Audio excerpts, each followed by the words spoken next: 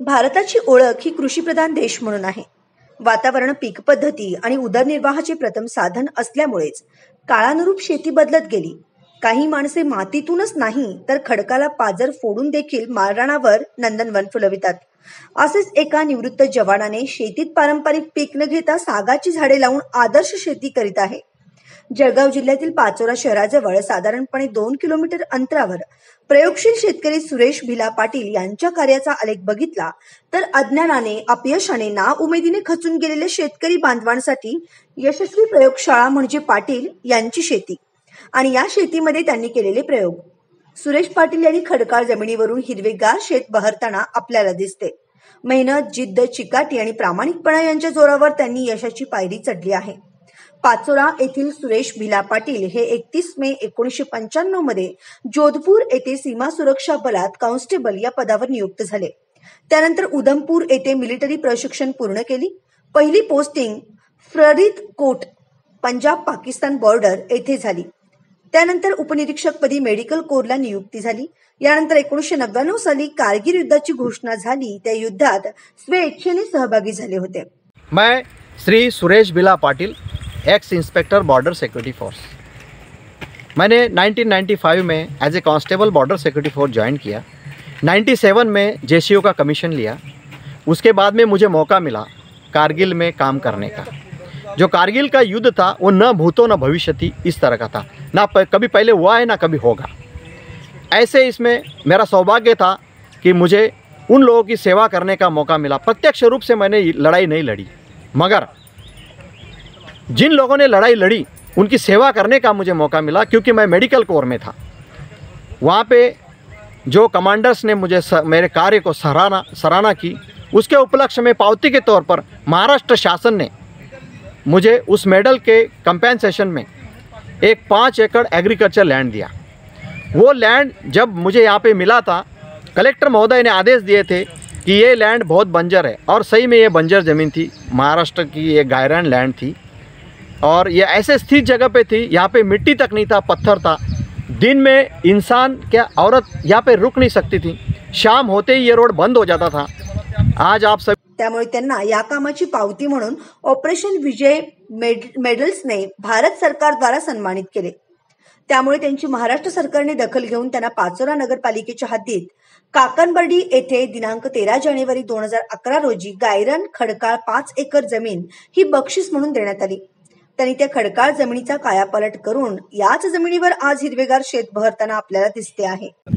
मी श्री सुरेश भिला Patil, x inspector BSF, आपल्याला सांगू इच्छितो की या ठिकाणी जी लँड मला कारगिल युद्धामध्ये बक्षीस म्हणून मिळाली, त्या लँडवर ती पडीत जमीन होती आणि या पडीत जमिनीचं सोनं आपण कशा पद्धतीने करू शकतो, प्रत्यक्ष को प्रमाण की ज़रूरत नहीं है। आज आप यहाँ पे प्रत्यक्ष रूप से देख सकते हैं।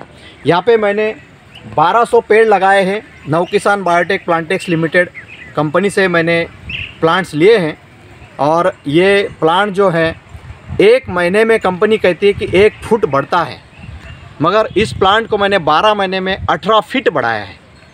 इसके लिए अगर आप मेहनत करोगे तो वो कभी भी बेकार नहीं जाएगी, और निसर्ग पे प्रेम करना ये मानवीय धर्म होना चाहिए। इस आधार पे मैंने ये काम किया है। इसके अलावा अन्य पेड़ मैंने यहाँ पे बहुत लगाए हैं, और मैं आपको विश्वास दिलाता हूँ कि आने वाले 3 साल के बाद में काकणबर्डी स्थित ये सर्वे नंबर 115-1 जो है, ये आपको कोकन नज़र आएगा। तौर पर यह उभरा है। यहाँ पे मैंने 5 एकड़ में डेढ़ एकड़ के आसपास मैंने टिश्यू कल्चर बर्मा साग का निर्माण पेड़ लगाए हैं। 1 साल के पेड़ यहाँ पे हुए हैं। जब ये बंजर ज़मीन थी तो सवाल ये उठता है कि साहब ये पत्थर थे यहाँ पे, हम भी देखते थे, तो ये कैसे हो गया? सिंपल सी बात है, पानी आड़वा पानी जिरवा ये महाराष्ट्र की योजना थी। उस योजना के अंतर्गत हमारे माननीय आमदार श्री किशोरप्पा पाटिल, इनके पास उस समय शिवसेना का JCP हुआ करता था, उन्होंने मुझे वो JCP दिया, और उस JCP की मदद से ये जो आप देख सकते हैं, ये जो नाला है, इस नाले के ऊपर मैंने 3 कैटिवेयर बनाए। 3 कैटिवेयर बनाए और वहाँ से जितना भी गाल था वो पूरा का पूरा कम से कम 1 महीना जेसीबी और ट्रैक्टर चले और ये पूरी लैंड के ऊपर मैंने वो गाल डाला। वो गाल कहीं और का नहीं था, वो यहीं से बहके हुए गया था, सदियों से वो बह रहा था। उसके बाद में ये ज़मीन को एक अच्छी लैंड का स्वरूप प्राप्त हुआ। फिर मैंने सोचा कि इसमें फार्मिंग हो सकती है। फार्मिंग के तौर पर मैंने यहाँ पे 600 पेड़ लेमन के लगाए हैं। लेमन के पेड़ के अंदर ये टिश्यू कल्चर बर्मा साग लगवाया है। फ्यूचर में ये जो लैंड दिख रही है यहाँ पे वाटर पार्क बनाने का प्रपोजल है। उससे पहले कि मैंने ये पेड़ कुंपन के तौर पर लगा दिए हैं। कुंपन के लिए बहुत खर्चा आता है, लगाते हैं तो आप इसको वाल कंपाउंड के तौर पर इस्तेमाल कर सकते हैं, आपका पैसा बच जाएगा। उसके ठीक 5 फुट अंतर पे मैंने नारियल के पेड़, मोगनी के पेड़, areca palm, bottle palm, pistol palm, ये सारे के सारे ऑक्सीजन पार्क क्रिएट करते हैं। ये दिन में भी और रात में भी ऑक्सीजन छोड़ते हैं। ये यहाँ पे हमारे बुज़ुर्गों के लिए, हाँ, मतलब एक पर्यावरण को शुद्धिकरण करने का काम इस माध्यम से किया जाता है और वो काम मैंने किया है। हिम्मत मर्दा तो मदद खुदा, ये कहावत है। लोगों को लगता था कि साहब मैंने यहाँ पे एक रिसोर्ट का निर्माण किया है। जब रिसोर्ट का फाउंडेशन का काम चल रहा था तब लोग ये कहते थे कि साहब ये संभव ही नहीं है, जहाँ पे दिन में शाम को आदमी नहीं रुकता है वहाँ पे रिसोर्ट कैसे संभव है। मगर हमने ये सिद्ध कर दिया है कि एक सैनिक की सोच, नॉर्मल आदमी जहाँ पे सोचना ख़त्म कर देता है वहाँ से सैनिक सोचना शुरू करता है, और वो मैंने करके दिखाया। अगर कोई कुछ डिंगे हाँकता है तो ये बात वैसे नहीं है, हमने इसको प्रात्यक्षिक रूप से करके दिखाया है। आप प्रत्यक्ष रूप से इसको देख सकते हैं। यहाँ पे एक छोटा सा साटवन बंधारा था, उसमें मैं आज बोटिंग चला रहा हूँ। उसको थोड़ा सा सिस्टमेटिक वे में बना करके मेरे पाचोरा वासियों को एक छोटा सा टूरिज़्म मिला हुआ है। और ये सब करते हुए मैं रिटर्न की अपेक्षा नहीं करता हूँ, क्योंकि ये this is a rule of nature. श्रीमान, मैं आपको बताना चाहता हूँ कि ये जो प्लांट्स मैंने लाए हैं नवकिसान बायोटेक प्लांटेक्स लिमिटेड कंपनी की तरफ से, पर प्लांट 105 रुपीज़ इसकी कॉस्टिंग थी।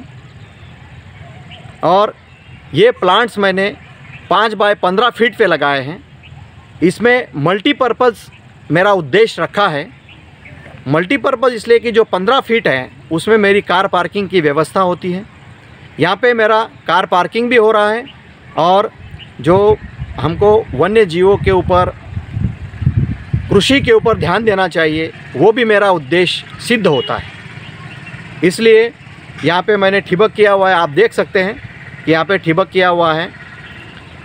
1300 पेड़ मैंने लगाए हैं। जो आर्थिक दृष्टया सक्षम होने का काम है, अगर किसान को आर्थिक दृष्टया सक्षम होना है, मोदी साहब कहते हैं कि किसान को मल्टी व्यवस्था में जाना चाहिए। किसान को सिर्फ और सिर्फ फसल के ऊपर डिपेंड नहीं रहना चाहिए। और ये मेरा दावा है कि आने वाले 10 साल के बाद, कंपनी 8 साल के बाद इस प्लांट को ख़रीदना चाहती है, मगर मैं इस प्लांट को 15 साल तक रखूँगा और मेरा भविष्य सिक्योर करूँगा। हर एक किसान को जिसके पास 10 एकड़ भी इसको लगाता है तो उसका बुढ़ापा सिक्योर हो सकता है। ये मेरा दावा है। और ये जो पेड़ है ये बेकार नहीं जाएंगे। ये लोकल प्लांट्स नहीं है, ये टिश्यू कल्चर बर्मा साग है जो इंडिया में 2017 में आया। मेरा दुर्भाग्य है कि मैं 2 साल लेट हो गया लगाने में। 3 साल तक ये प्लांट इसी तरह बढ़ेगा जिस तरह आपको दिखाया गया है। 3 साल के बाद में इसकी ब्रांचेस निकालना अनिवार्य नहीं है, इसकी ब्रांच हम नहीं निकालेंगे। उसके बाद में ये डीर निकालेगा, एक पेड़ का डीर दूसरे पेड़ में जाएगा। जब एक पेड़ का डीर दूसरे पेड़ में जाएगा तो छोटी छोटी ब्रांचेस और इसके बड़े बड़े पत्ते, यहाँ पे जो भी कार पार्किंग होगी या बाइक पार्किंग होगी उसके लिए छाँव का काम करेगा। जो लोग यहाँ पे धूप काल में आएंगे, खंडेराव महाराज का टेम्पल यहाँ पे है, बहुत सारे लोग यहाँ पे दर्शन के लिए आते हैं और धूप काल में पानी के लिए तरसते हैं। मैंने एक्वा इंडस्ट्री भी लगाई है। गाड़ियाँ खड़ी करने के लिए यहाँ पे पेड़ नहीं है और मैं चाहता हूँ कि ये पार्किंग मैंने फ्री कर रखी है समाज सेवा के तौर पर। लोग आएंगे यहाँ पे और पानी पी के तृप्त होंगे। मैं विश्वास दिलाता हूँ आपको, उनके आत्मा को शांति मिलेगी। यामध्ये 5 बाय 15च्या अंतरावर त्यांनी ठिबक सिंचनावर 1300 टिश्यूची सागवानची झाडे लागवड केली आहेत। ही झाडे एका महिन्यात फक्त 1 फूट उंच वाढते, म्हणजे एका वर्षात 12 फूट उंच वाढते। पण पाटील यांच्या शेतीतील सागवानाची झाडे ही एका वर्षात तब्बल 11 फुटाचे रेकॉर्ड ब्रेक वाढ झाल्याचे दिसून येत आहे। त्यांना आतापर्यंत एका वर्षात 1.5 लाख रुपयांचा खर्च आला असून त्यांना या सागवान शेतीपासून सुमारे 50 ते 1 कोटी रुपयांचे उत्पन्न अपेक्षित असल्याचं त्यांनी सांगितलंय. त्यांनी सागवान शेतीबरोबरच नारळाची 300, मोसंबीची 200, लिंबूची 600, मोहगणी 300 आदींसह मोठ्या प्रमाणावर त्यांनी या ठिकाणी खडकाळ जमिनीवरून हिरवेगार शेत बहरताना आपल्याला दिसत आहे. हे मात्र विशेष. मान सम्मान से और मेहनत ईमानदारी से करोगे तो फल आज नहीं तो कल मिलेगा ही मिलेगा. This is a rule of nature. Nisarga अपना नियम किसी के लिए नहीं बदलता, मेरे लिए भी नहीं बदलेगा. इसके बाद मैं ये नहीं कहता हूँ कि मैंने सिर्फ यही काम किया है. मेरे तीनों बेटे, बड़ी बेटी आइसर पुणे में है, 2 नंबर की बेटी COEP पुणे में है, कंप्यूटर साइंस कर रही है. बड़ी बेटी जब मैंने फोर्स छोड़ी तब मेरी बेटी ने कहा, पापा मुझे IIT में नहीं जाना है, मुझे आइसर में जाना है, मुझे देश सेवा करनी है, मुझे रिसर्च करना है. और उसने प्रण लिया है कि जो मेरे पापा फौज में रह करके गोला बारूद हथियार चलाते थे उसका मॉडिफाई करके मॉडर्नाइज इक्विपमेंट मैं बनाऊंगी. और वो आइसर पुणे में 4th ईयर में आज कार्यरत है, काम कर रही है. देखो 2 साल के बाद में PhD करने के बाद क्या होता है. बेटा भी मेरा पुणे में ही पढ़ता है. यहाँ पे श्री पाचोरा में मैं और मेरी पत्नी रहते हैं. मेरे माँ बाप मेरे गांव में बहुत खुश है. ये सब कुछ आप कर सकते हैं अगर इच्छा हो तो. जय हिंद.